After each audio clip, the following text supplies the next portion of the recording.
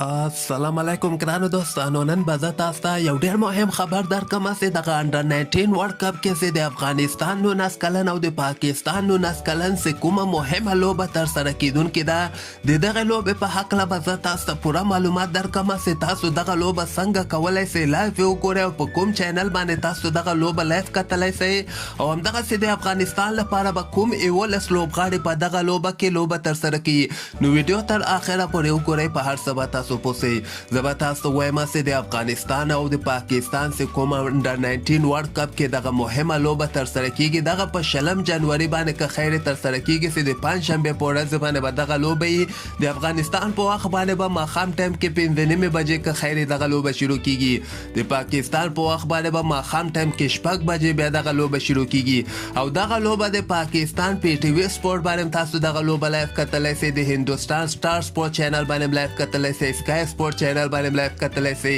ویلی ټي وی باندې لایف کتلی شئ او په افغانستان کې ملي سپورت باندې امکان لري دغه لوبه لایف نشر شي. وطن سپورت چې کوم د وطن تلویزیون د افغانستان هغه باندې تاسو دغه لوبه لایف کتلی شئ. د افغانستان لپاره به چې کوم 11 لوبغاړي په دغه لوبه کې لوبې ترسره کوي په دغه کې محمد اسحاق او بلال سعیدي دغه دواړه به اوپنراني، علا نور دغه به ون ډاوني، سلمان صافي دغه به بیا ټو ډاوني، سلمان صافي نه وروسته اجاز احمدزی دغه به بیا